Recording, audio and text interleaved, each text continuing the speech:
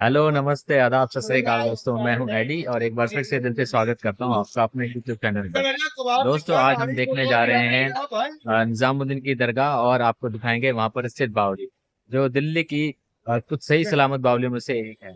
दोस्तों, यहाँ पर आप बहुत सारी दुकानें देख रहे हैं, जहाँ से आप दरगाह शरीफ में जाने के लिए फूल ले सकते हैं, मन्नत पूरी करने के लिए धागा ले सकते हैं, चादर ले सकते हैं और दरगाह शरीफ पर चढ़ा सकते हैं। और सामने आप ये जो दर देख रहे हैं, यही दर हमें उस पाक दरगाह शरीफ पर लेकर जाएगा, उस स्थान पर भी लेकर जाएगा जहाँ पर प्रसिद्ध बावड़ी है, जिसका निर्माण खुद निज़ामुद्दीन औलिया द्वारा कराया गया। तो दोस्तों, हमने भी दरगाह शरीफ पर जाने के लिए फ़ूल ले लिए हैं और अब हम आगे की तरफ बढ़ेंगे, दिखाते चलेंगे यहाँ का दृश्य और साथ ही साथ आपको दिखाएंगे वो प्रसिद्ध बावड़ी। चलिए दोस्तों, फर्श पे आप इस सुंदर शिल्पकारी देख रहे हैं। इस शिल्पकारी को बोला जाता है पित्रादुरा। दोस्तों, आप लोग ताजमहल गए होंगे। ताजमहल में भी आप ध्यान से देखना, इसी शैली का निर्माण किया गया है। आप देखिए फर्श पर जो ये डिज़ाइन बना हुआ है, इसको इसी तरीके से पत्थर काट कर पेस्ट किया जाता है, तभी जाके ये इसमें खूबसूरती नज़र आती है। ताजमहल में भी सेम ऐसे ही है। तो दोस्तों, ये बहुत ही संकरा सा गलियारा बना हुआ है और लगभग हम उस स्थान पर पहुंच गए हैं जहां पर निज़ामुद्दीन की बावड़ी है। इस जाली से मैं आपको दिखाता हूं। ये देखिए दोस्तों, जाली से आप बाहर की तरफ देखिए, वो बावड़ी आपको दिखाई दे रही है जिसका निर्माण निज़ामुद्दीन औलिया द्वारा कराया गया था। अब दोस्तों, मैं आपको इस बावड़ी का इतिहास सुनाता हूँ। दोस्तों, इस बावली का निर्माण आज से लगभग 700 साल पहले शुरू हुआ और इस बावली के साथ विवाद भी जुड़ा हुआ है। दोस्तों, विवाद ये था कि जब निज़ामुद्दीन औलिया इस बावड़ी का निर्माण करवा रहे थे, उसी समय में, क्योंकि उस समय दिल्ली में तुगलक वंश का राज था, गयासुद्दीन तुगलक उस समय अपने तुगलकाबाद किले का निर्माण करवा रहे थे और सारे मज़दूर उन्होंने उस किले के निर्माण में लगा रखे थे। तो उन्होंने यहाँ के भी सारे मज़दूर वहीं पर बुला लिए। तो निज़ामुद्दीन औलिया को इससे कोई परहेज़ नहीं था। उन्होंने अपने जितने भी मज़दूर से सबसे कहा कि भाई, आप दिन में उस किले के निर्माण में लगे रहें, लेकिन रात को थोड़ा सा समय निकाल कर इस बावड़ी का भी निर्माण कार्य सुचारू रूप से रखें। तो ये निर्माण कार्य बावड़ी का भी चलता रहा, उस तरफ तुगलकाबाद किले का भी चलता रहा। लेकिन दोस्तों, ये बात गयासुद्दीन तुगलक को पता लग गई, जिससे वो बहुत नाराज़ हो गए और पहले तो उन्होंने उन मज़दूरों को एक तरीके से रोज़गार देने से मना कर दिया। लेकिन उसके बाद उन्होंने सोचा कि ऐसा करने से मैं निज़ामुद्दीन औलिया को कैसे सबक सिखा पाऊँगा। तो उन्होंने क्या किया कि जो मज़दूर रात के समय जाकर वहाँ पर इस बावड़ी का निर्माण कर रहे थे, तो रात के समय दोस्तों, उस समय में लाइट नहीं होती थी, तो तेल की वहाँ पर ज़रूरत होती थी, क्योंकि दिए जलाकर रोशनी कर कर उस बावड़ी का निर्माण किया जाता था। तो गयासुद्दीन तुगलक ने वहाँ पर तेल की सप्लाई रोक दी, जिससे अब निज़ामुद्दीन औलिया को बुरा लगने लगा। तो उन्होंने अपने एक प्रिय शिष्य, जिसको नसीरुद्दीन के नाम से जाना जाता है, उनसे उन्होंने कहा कि आप इस जो बावड़ी से जो इस समय जल निकला है, आप इस जल से दिए जलाइए। तो दोस्तों, यहाँ पर उस समय बताते हैं चमत्कार हुआ। नसीरुद्दीन ने जब वो पानी निकाला और उस पानी से दिए जलाए, तो वो दिए जल उठे। इसी वजह से नसीरुद्दीन को चिरागे दिल्ली भी कहा जाता है। तो दोस्तों, बड़ा ही रोचक कहानी इस बावड़ी की है। तो दोस्तों, अब आप देख रहे हैं हज़रत निज़ामुद्दीन औलिया की पाक दरगाह। दोस्तों, हज़रत निज़ामुद्दीन औलिया एक सूफ़ी संत थे और चिश्ती संप्रदाय से संबंध रखते थे।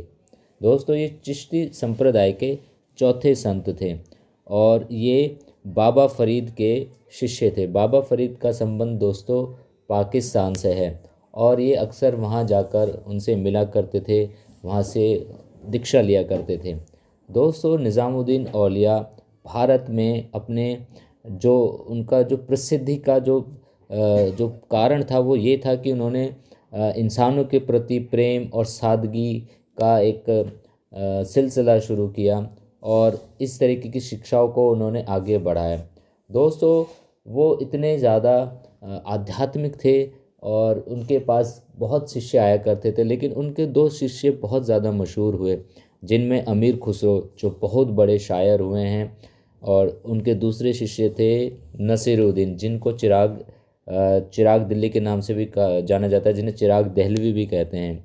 दोस्तों, अगर हम निज़ामुद्दीन की औलिया के बारे में और जानने की कोशिश करें तो हम बहुत कुछ जानेंगे। जैसा कि इनको महबूब इलाही भी कहा जाता है, यानी ईश्वर का प्रिय। और दोस्तों, इनको एक उपाधि और दी गई जिसको कहा जाता था सुल्तान उल मशाइख, जिसका मतलब है संतों का सुल्तान। दोस्तों, इतनी बड़ी उपाधि निज़ामुद्दीन औलिया साहब को मिली।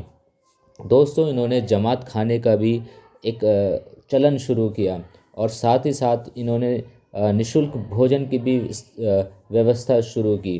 तो दोस्तों, इनकी विरासत बहुत लंबे समय तक चली। तो ये बहुत ही महान सूफ़ी संत रहे। अध्यात्म इनका सबसे जो ईश्वर के प्रति, अल्लाह के प्रति इनकी आध्यात्मिकता बहुत ज़्यादा थी।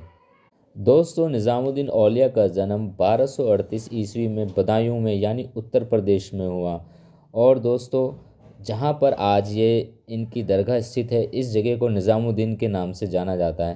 दोस्तों, इंटरेस्टिंग बात है, पहले इस जगह का नाम निज़ामुद्दीन नहीं था, इस जगह का नाम था ग्यासूपुर, लेकिन निज़ामुद्दीन औलिया के नाम पर ही इस जगह का नाम निज़ामुद्दीन पड़ा। तो चलिए दोस्तों, अब मैं आपको अमीर खुसरो के बारे में बताता हूँ। दोस्तों, अमीर खुसरो दिल्ली सल्तनत के एक बहुमुखी प्रतिभा के धनी व्यक्ति थे। दोस्तों, इन्होंने कला और साहित्य के माध्यम से भारतीय संस्कृति को पूरे विश्व में फैलाया, जो आज भी अपना एक रुतबा रखते हैं, प्रतिष्ठित स्थान रखते हैं। दोस्तों, ये सिर्फ फारसी में ही नहीं लिखते थे दोस्तों, ये हिंदी में भी लिखते थे और हिंदवी इन्हीं के नाम से जानी जाती है, जिसको हम खड़ी बोली भी बोलते हैं। इन्होंने लाखों पद लिखे, गज़ल लिखी, रुबाई लिखी। दोस्तों, संगीतकार क्या बात करें दोस्तों इनकी, इनको कव्वाली का भी जनक माना जाता है। तराना और ख्याल जैसे जो विधा हैं संगीत की, वो उनके जो रचनाकार भी यही माने जाते हैं। दोस्तों, इन्हें हिंदी और फारसी का बहुत ज्ञान था। दोस्तों, जैसा कि मैं आपको पहले भी बता चुका हूँ, ये हज़रत निज़ामुद्दीन औलिया के शिष्य थे और सूफ़ी आध्यात्मिकता इनकी नस नस में बसी हुई थी और इन्होंने उसको कविताओं में भी उतारा। दोस्तों, रोचक बात ये भी है कि इनको तोताए हिंद भी कहा जाता है। और कितनी मतलब महान हस्ती थी दोस्तों ये। तो आप जब कभी भी निज़ामुद्दीन आएँ तो इस पाक ज़मीन पर आइएगा, तो आपको पता लगेगा कि यहाँ पर ऐसे लोग रहे हैं, ऐसे लोगों की कब्र है जिन्होंने हिंदुस्तान का, भारतीय संस्कृति का नाम पूरे विश्व में रोशन किया। दोस्तों, हम बड़े सौभाग्यशाली हैं कि हमें भी इस जगह पर आने का सौभाग्य प्राप्त हुआ, क्योंकि यहाँ पर अमीर खुसरो साहब, निज़ामुद्दीन औलिया की दरगाह, और दोस्तों यहाँ पर सभी धर्म के लोग आते हैं, अपनी मन्नत लेकर आते हैं, अपनी मन्नत पूरी होने के बाद भी आते हैं। तो यहाँ पर सभी संप्रदायों के लोगों के लिए ये दर खुला हुआ है। तो उम्मीद करता हूँ दोस्तों आपको ये हमारी वीडियो अच्छी लगी होगी।